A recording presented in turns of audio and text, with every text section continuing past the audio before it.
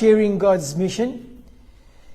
I have a ruling when I study the lesson that I first have a look at the chapters, the scriptures that are available.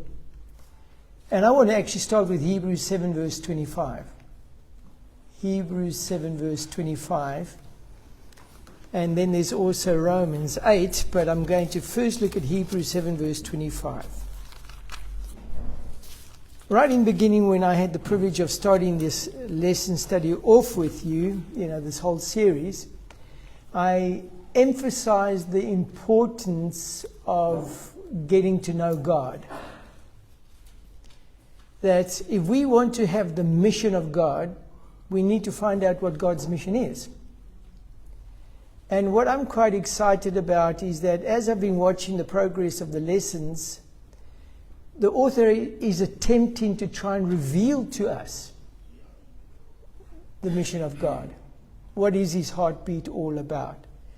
So Hebrews 7, and I'm actually going to elaborate on this a little bit more in the worship hour, but Hebrews chapter 7 verse 25 says, and I'm going to be reading out of the New International as always, therefore he is able to save completely those who come to God through him. And then it says this part, because he always lives to intercede for them. I mean, listen to that verse. What is his whole life's purpose about? What is the life purpose of Christ? Now, we recognize that when we read Hebrews 7 here, we are talking about not Christ when he was on planet Earth. We are talking about Christ where he finds himself now, right at this moment. And where is that? Heaven. Sanctuary. By the Father's side. I want you to listen to that. He's not standing somewhere distant. He's standing at the Father's side. And he lives, his main purpose for being there, he lives to intercede for you. He's not living to gratify any of his own personal needs or desires. He lives to intercede for you. Now, the reason why I want to emphasize that, because in the lesson study, we're touching two people's lives today. The one is a well-known one, a man who pleased God, a man who was a friend of God. How do I know he's a friend of God? Because God gave him a promise. Okay, but I mean, I say that he's a friend of God. It's found in James. We are told in James chapter 2 that Abraham was a man who believed God and was credited to him as for righteousness, and as a result was a friend of God. And who's the other person we're going to speak about? We're going to be bouncing, but who's the other one? Abraham. And then we have Lot. That's correct. I don't know who said it, but we have Lot. Now, if you had to look at those two characters, first of all, without looking at anything, how would you classify Abraham? A good man or a bad man? Good man. Good man. What would you classify Lot as? Good man also. But not Jacob. He was a bad man. Lot we would look at, we look at Lot and we have various things that come out as a result of Lot. What is it that we highlight about Lot when it came to thinking of his elders? He was thinking about himself. Isn't that true? That is what we pick up. Lot was that young man who kind of would be what we would call all young men. Just thinking about themselves. Whereas Abraham would be a man that we would say is like, we hope men to be, and that is that they think of others. Now you might wonder why I'm emphasizing this, but when I look at the story of Abraham and Lot, I find them to be identical. Yes, The Bible says both Abraham and Lot are righteous men. Are righteous men. But yet when we look at them, now I'm going to ask you, where was Abraham living? He was living in a tent, out in the wilderness. Tough life. According to the lesson study, he had over 1,000 people with their families that were under his roof. Talks about him being a very disciplined man. A man who came to rescue Lot. Where do we find Lot? We find him in ease. We find him in the cities. And I'm saying all of this for a reason. Because when we look at our church, we always talk about getting away out of the cities. And then we see there are people like Lot who just stay in the cities. They choose the luxury of the cities. I mean, I wonder how many of you have ever really stayed on a farm. Out there in the sticks, where you don't perhaps have all the luxuries of going to a shopping mall and buying the stuff that you need to eat. It's not an easy life. It's not what we tend to make it out to be. And yet we're asking people to leave luxury. Now this reminds me of an instance where years ago, I had just had my first church, and there was a very sophisticated lady staying there. Her husband was my head elder. And one day she asked me to come over and to visit with her. So I went to go and visit with her, and while I was visiting her, she started to weep and told me that she doesn't know if she will be able to handle the tough times that lie ahead. And I asked her, what do you mean? She says, well, we are counseled so clearly that the things that are lying ahead are going to be, ginormous. And she said, I don't know. She says, we have to flee to the mountains. She said, I don't know if I can handle the mountains. I don't know if I can not wash my hair. I'm not sure if and she was a little person that I like to be groomed. I like to brush my teeth. I like to climb into my bed and pull the blankets over me when it's evening. She said, I don't know if I'll be able to flee to the mountains.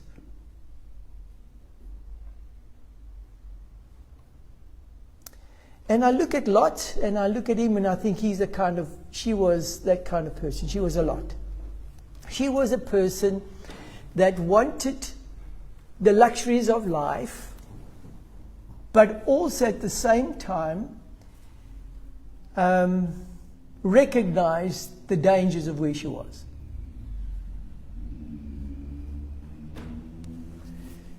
I'm not going to tell you what the end result of my story with her was, but I wonder how many of you sitting here are afraid that you'd have to leave your luxuries. There are 3 things I want in my life.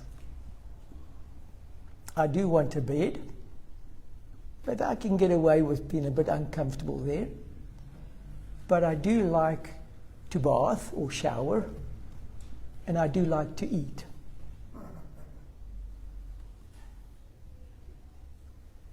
So when I look at these two, Abraham and Lot, we would classify Lot as a city slicker. And we'll classify Abraham as the farmer, as the one who's fled out of the cities. And yet we're also told in the writings of Ellen White that one of the things that happened with Abraham, he wasn't where temptation was. He had chosen the wilderness where he wasn't exposed to all of the challenges that you find in a city. But then we find a Lot who is in the city and is exposed to all the challenges. Now, just I asked you, what is the difference between the two? And I made a comment that I don't see any difference. They're both the same. What is amazing to me, so I want us to look at this, and our lesson asked us to read, which was very interesting, John 13, verse 34 and 35, to be our memory text. A new commandment I give to you, that you love one another as I've loved you. That you also love one another. By this will all know that you are my disciples, if you have love for one another. So let's have a look at Lot and let's have a look at Abraham. Now, what do we find Abraham doing initially? Where was Abraham sitting when the three strangers came walking towards him? Where was he sitting? Outside, in the entrance of his tent. In the entrance of his tent. Now the author goes on to say, usually you would never find yourself in that place because it was the heat of the day. You would probably be looking for shelter, in the coolness, maybe even having a bit of a siesta, But the author goes on to say, with the lesson study, that he was looking and he saw these three people coming. The author also then says something that was quite intriguing to me. He didn't know who they were, and yet one of them was who? Was Jesus, the one whom he would finally need for his sins to be forgiven. Who the other two? Angels probably with him. But the point that I want you to understand, he did not know them, they were strangers. But already I pick up from this behavior that Abraham was a person who was interested in strangers. How many of you are interested in strangers?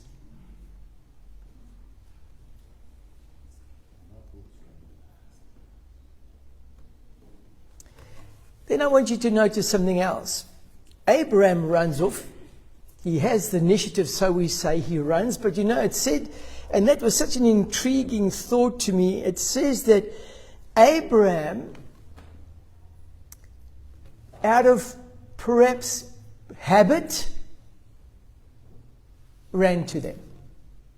And I spoke just recently about having customs, having patterns in your life. The value of patterns. Now let me explain why I'm saying this. How many of you have seen these defense videos where they teach you, if somebody grabs you by the throat and wants to strangle you, this is what you must do and all of that? Have you seen those things? I'm telling you, South Africans should look at that.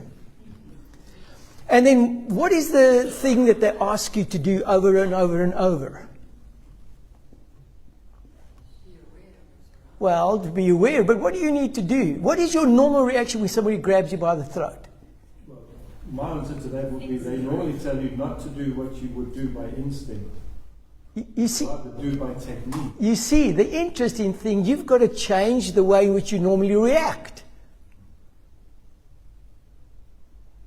And so in order to change the way you normally act, you have to be repetitive in practicing that all the time, so that in the end you're doing it without thinking. Now when I read about Abraham standing up going to go beat, that was instinct. But did that just happen because he happened to be a good man? Or was it something he practiced? Now I asked you just now, how many of you like strangers? Dear friends, most of us don't like strangers. But I'm saying to you, that you're going to have to practice liking strangers. You're going to have to practice to know how to deal with people that under normal circumstances you would rather avoid. Here's Abraham. He goes, he meets his people. Now, what I'm amazed at, what is the best thing to always do when you're trying to entertain people? What do most people like? Yes, Ethel. I was just going to say on what you mentioned now, in Hebrews 13:2, there's an interesting point. Read that, please. In fact, if we start with the first verse, it says, let brotherly love continue. Do not forget to entertain strangers, for by so doing, some have unwittingly entertained angels. Thank you so much for that. But what does it say that you must not forget doing? Practicing working with strangers. Not avoiding them, working with them, learning the technique of how do you approach a stranger, how do you actually win them, how do you get their confidence. It's something you have to practice, dear friends. You're not going to get it right the first time. You're going to have to learn the skill. And here's Abraham, he does. But what's the next thing that he does that's so incredible? What is one of the best ways to entertain strangers? Offer them food and wine. Offer them food. Milk curd and what did he give them? I want you to understand something that most people, when I've watched this so many times. You want an icebreaker? You know what an icebreaker is? When you get a hold of people that are not known to one another and you put them around a table, next minute, man, when they're eating and that, there's a massive conversation going on. They make friends. Something happens when you sit around a table. Not with the colors. We can be quiet. You're just watching your food, making sure. But what I want you to see here is that you have to look for where you're comfortable. You have to look for what you are, that makes other people feel easy or at home. And so Abraham does something that's so incredible. What did I ask you? Out of the three people that were there, who was that the one? He was Jesus. Okay, so he was still in his... What form was he in? Was he already incarnated? Was he incarnated? Was Jesus already incarnated? Human form. Was he in a human form? Because he wasn't born. Yes. The point that I'm making is that he had to be born first to become human. This was not his human form. Although it was human, they had the appearance of people. They looked like everything. They look like everything, but the bottom line is, Christ was not yet human. But I'm going to ask you then, what does he do when Abraham tells him to come and have a meal? You know that angels don't need to eat. They're not designed for that. They don't worry about marriages because angels don't marry. Their sole purpose in being in existence, is to serve God, to be at his availability, at his beck and call. When you get married, the interesting thing is that your loyalty is split. You can't serve God unhindered. You now got somebody else telling you, please do this for me. Now you'll know why I'm doing all of this, but here we have Christ. The two of them are angels. One is God. But he doesn't say to Abraham, we don't eat. Now I'm going to ask you, what does he prepare them? He prepares them a meal. Part of the meal, The quick meal and the long meal. part of the meal is a fatted calf. Now I'm going to ask you this. Did Christ object to that? But what do we do when we invite? When we sit down? We evaluate. We evaluate. You see, what I want you to look at, there's a lot happening in the story of Abraham. They sit down, he serves them. They take and they eat. Then finally there's an interesting dialogue that takes place between Christ, and I'm using the word Christ here, because that is his godly name, between Christ and the other two angels. And what is the conversation that now, or the dialogue that takes place, which Abraham happens to eavesdrop on? But I'm almost saying that they said it loud enough for him to hear. Because what were they wanting to see? Now, first of all, tell me what the conversation was. Different, you had to read all of the intention of the discussion was, should we let Abraham know what our purpose is for being here?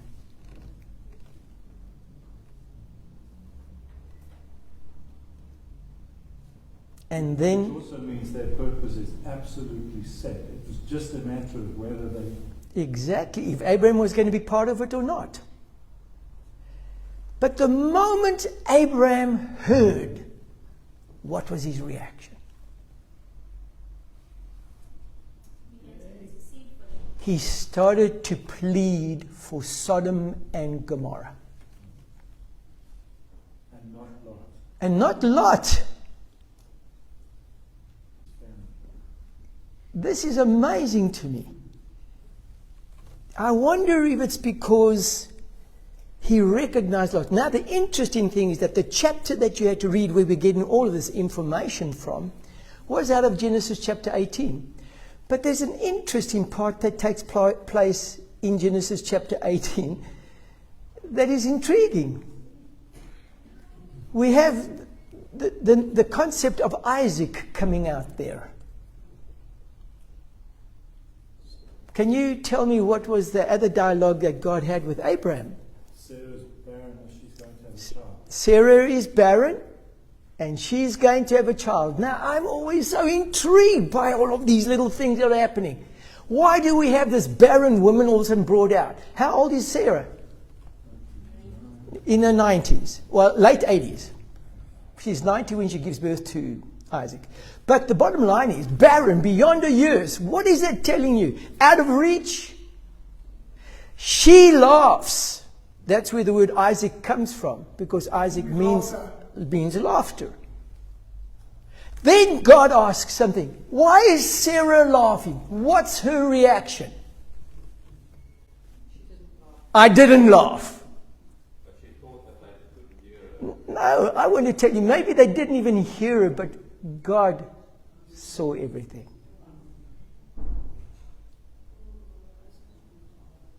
You see, I want you to recognize something here that is so incredible, that God is not detached from us. He knows every hair in your head.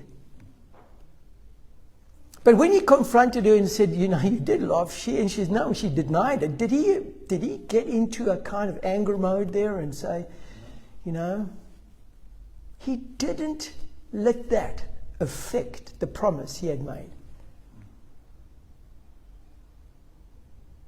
And how many times when people don't react the way we expect them to react, and they react incorrectly, do we cut off our promise? When do people ever react the way we expect them to react? But the bad news is we change. Oh, you don't want to do that? Okay, I'm not going to do that for you anymore.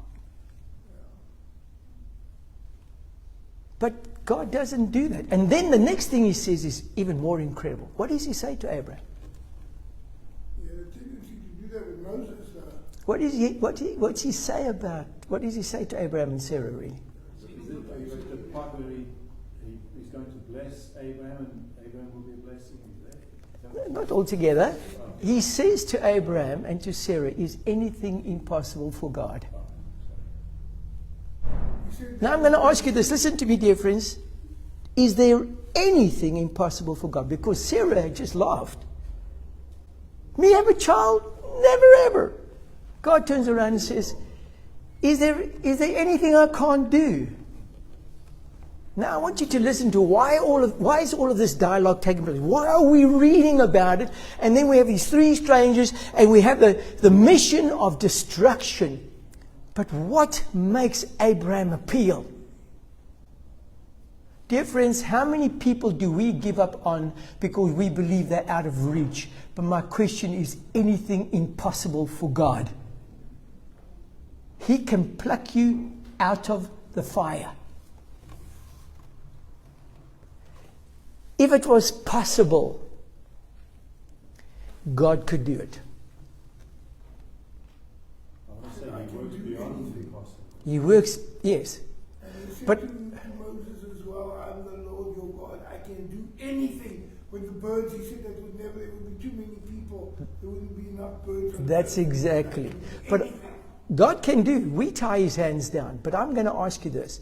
Even though God was so powerful and that nothing's impossible for him, what is impossible for him?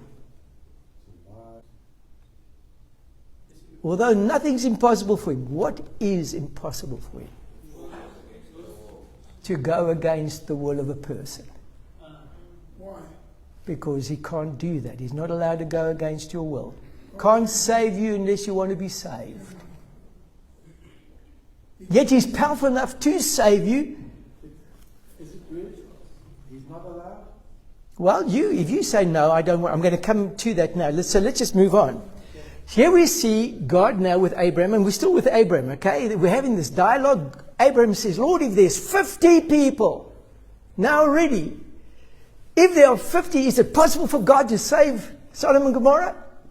Yes. Finally it's 40. Finally it's 30. Finally it's right down to 10. Yeah, without saying, Lord, how can you do such a cruel thing? What kind of God are you? He's appealing to God who can save sinners. Actually, I don't think that any rules or laws or rules apply to God. Now, he can do as he pleases. But Willing or not, when it comes to salvation, dear friends, I want you to understand something. You can restrain God. Do you understand? We can plead like Abraham was, but the final decision still lay with the people in Sodom and Gomorrah. Now you're going to see why I'm going to bring that out a little bit on. Finally, they go on their way. Abraham is given the assurance, if there are 10, we will save Sodom and Gomorrah. They arrive in Sodom and Gomorrah. Now, the next part, where was Abraham when these 3 people arrived? No, he was outside his tent, sitting at the entrance of his tent. Where was Lot when these 3 strangers, because I want you to know, still 3 strangers, sitting at the gate. Now, the author says the reason why they were sitting at the gate was why? Lot was probably a public. Only 2 people go, 2 of the 3 went on to Lot. The other one stayed back with Abraham. Mm-hmm. That's right. Thank you. He was the one that stayed behind. Okay, so 2 arrived there. But I want to ask you this. Lot is there. What is he doing? What is his thing? Now they say, well, because he was a judge or high respected person in Sodom and Gomorrah, he was sitting at the gate. Because that's where you find all the people of elevated position. But I'm going to ask you, why was Abraham sitting at the entrance to his gate, to his tent? Because he was a highly elevated person? To welcome strangers. Dear friends, I'm going to ask you this. Do you place yourself in positions where you can welcome strangers? Or you avoid those positions? You'll understand. So here we see something happening. Parallelism. Abraham at the entrance of his tent, welcoming strangers. Lot, this bad person living in Sodom and Gomorrah, is in a place that he's placed himself for the purpose of meeting strangers. And evaluating them according to their needs and taking to the level of detail that came up later with, what do you mean sleep in the street? No, come inside. Thank you very much. So what do we already pick up about Lot that is so interesting? Was he a good person or a bad person? Good person. He was a good person living in a bad place. Dear friends, you are in Babylon, good people, but you're living in a bad place. But do you behave like bad people or do you behave like good people? Did he offer up his daughters? Yes, but we're coming to that part just now. But I want you to look at something here. His first desire is for the well-being of who? Strangers. So I see all of a sudden, here's Abraham sitting at the entrance of his tent, waiting for strangers. Here's Lot sitting at the entrance of the city, waiting for strangers. Here's Abraham saying, come and sit aside, come and have a meal with me. Here's Lot saying, come to my home, come and stay over here. Now, the impression I get here is the strangest thing happens in that the people of Sodom reveal their true colors. Now, I don't think before they would ever have gone and knocked on Lot's door. But somehow, this whole scenario is different. Why is it so different? You see, I'm digging here. I'm trying to figure out what is really going on here. You know, we always say that it's the place that makes you. It's not the place that makes you, dear friends. Then Lot should have been a bad person.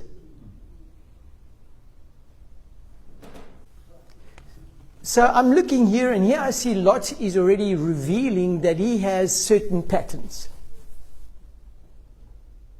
He's been practicing loving one another.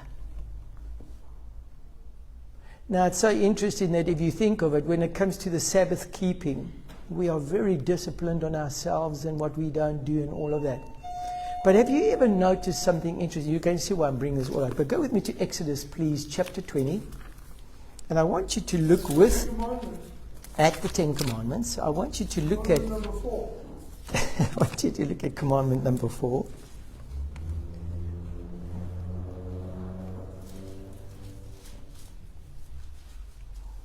Now listen to this commandment, which is the fourth commandment, which is the remember the Sabbath day. Exodus 20 verse 8 says, remember the Sabbath day by keeping it holy. 6 days you shall labor and do all your work, but the seventh day is a Sabbath to the Lord your God. On it you shall not do any work. But then it doesn't have a full stop there. It goes on to say, neither you, nor your son or daughter, nor your male or female servant, nor your animals, nor any foreigner residing in your towns. So please tell me the extent of the Sabbath observance. Is it just to you or to everybody around you? To everybody around you, the servants in your house. So how should you treat people on the Sabbath? If it's a stranger, how do you treat them?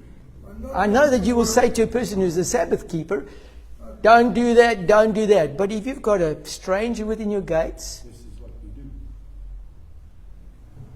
you see, I want you to pick up something here about this whole story again with Abraham and with Lot. That the true identity or the true value of Abraham and Lot is revealed in the way they deal with a stranger. Did you hear what I just said? It's not in the way they were dealing with one another, with their children or with loved ones. It's how do you deal with a stranger that's in your gates? Now, you remember the story of the sheep and goats? What makes a sheep so incredible? It's the way they dealt with the stranger. The one who was hungry, the one who was in prison, the one who was naked. How did they treat them? Was truly what revealed their heartbeat. So one of the things I pick up here, and another thing I just want to say, for me it's not almost strange to find out Abraham is a good man. It's not strange because I look at his life and I look at everything that he does, but he also makes some very bad choices, dear friends, but we don't talk about them. He lies. He tells Pharaoh, this is not my wife, which is a half-truth. He thinks of himself. He constantly, but we kind of ignore it. But here comes Lot. He looks and he chooses the best of the land and we jump on him. Yeah, that's what you expect from young people. But what I'm amazed at is the way in which Lot behaved towards strangers. It was identical to the way in which Abraham behaved towards strangers. Yes. When they had their business over the flocks in the wilderness, and it wasn't Abraham and Lot who were in conflict, but it was their Servants. servants who were in conflict with each other. Too many of them. You see, what I want you to recognize, dear friends, and this is something that's so valuable, I'm going to bring it out. So if I had to kind of put this in context with us, I'm expecting you to be Abraham's. I'm expecting that of you because you claim to be God's children. You claim not to be of Sodom and Gomorrah. But I want you to understand something, that there are people in Sodom and Gomorrah who behave like you in the church. Yes. But when Abraham died to Pharaoh, he was also younger. Yes. Wasn't this age? Thank you. So you say in age we learn with lesson. That's correct.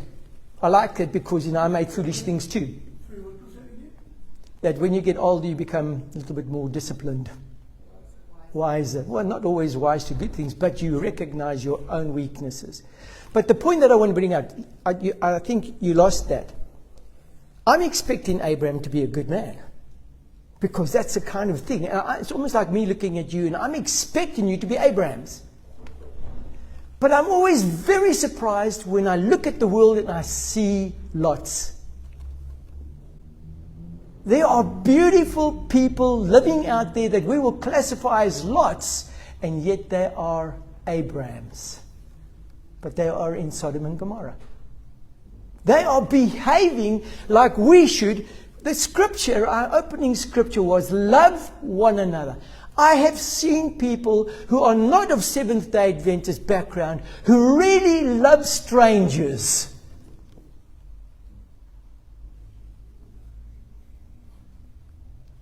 That to me is the most incredible part. Is that why are we surprised to see people who don't claim to be Christian to actually be Christian in their behavior? We come back to the story of the Good Samaritan. It is a Samaritan despised by us. We look at them, oh no. But that Samaritan actually goes and does what God's people should do. But all God's people were walking on the other side of the road. I think these days a Samaritan is more like a Palestinian. So the point that I want you to see here is there are God's people out there who look like Lots. Who sometimes we look at and say, oh, you don't want to come out of the world, you are in the world, you know. And yet their behavior is, they in actual fact are the salt to those people where they are living. They are actually dealing with the stranger in the kindest way, but we hide away from strangers. We set ourselves aside from them. So, but then there was something else that also came out. Here we have Lot pleading for the protection of the people. There's a change. Abraham is pleading for the people of Sodom and Gomorrah. But who was Lot pleading for? He was pleading for the strangers. Did you hear that? He was pleading for the well-being of the strangers. But now I want you to remember, finally, these two guests blind the people. I don't want you to lose me. Still be with me for a while. We're nearly finished with the lesson study. God, these two people that are there get blind the people so that they can't carry out their actions. Isn't that incredible? On request of Lot, Lot is pleading for them. He's willing to give his daughters, which you don't like, but he's willing to do everything in his power to save the two strangers. But he doesn't get it right. Finally, the angels have to intervene and they pull him to safety. But then I'm going to ask you, what does the angels then do that is so incredible? Forget about Abraham. Abraham is already there. He's in his...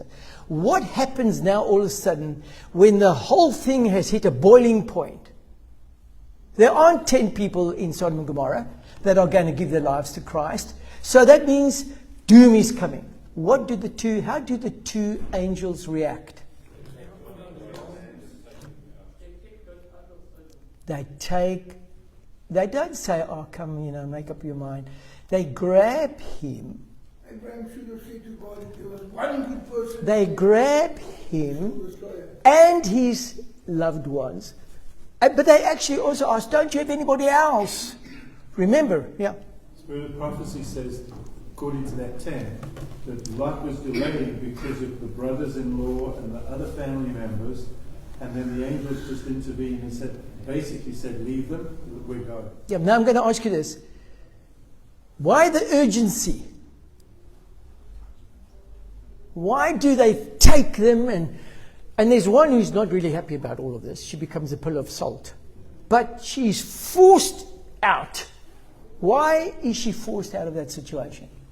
I mean, Lot would have stayed there because he was trying to intercede. He was trying to be there. But time came when intercession was no longer applicable. Why the urgency to get them out? Can I try? Well, I don't know if I'm right, but that destruction is coming. Those angels don't push the button, and they know. they can't push the button until Lot and his family are out. They still That- did not change his mind at the last minute as to not go to the mountains, but to go. Well, he was thinking of other things. So not going to the mountains. Where does he ask to go to in the end? Zoar. Zwar. What was that all about? Same He place was in too the scared desert. to go to the mountain. The interesting thing is that the moment Lot finally chose to get out, the angel said, we will wait until you are in Zoar before we pour down. Again, So what I want you to listen to again here is, sometimes in our desperation to help people, we don't look after ourselves. But praise God that He is interested in you. And He hasn't forgotten you. And He will grab you by the scruff of your neck and drag you out if that has to be. And then all of a sudden the author did something that I was kind of like, wow, why? The author jumped from Genesis 18 back to Genesis 12.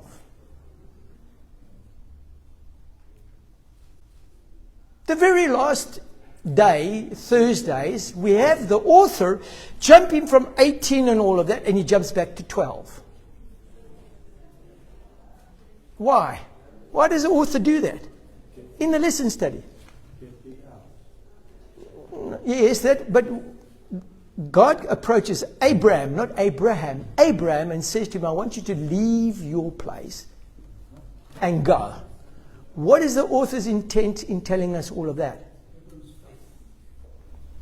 Well, I compare it with Lot, where Abraham was told to get out of his country, get out of his family, get out of everything and leave it all behind. Just you come.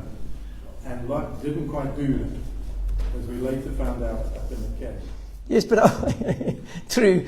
He had some habits that weren't good. But the bottom line is, what did Abraham and Lot both have that was very good?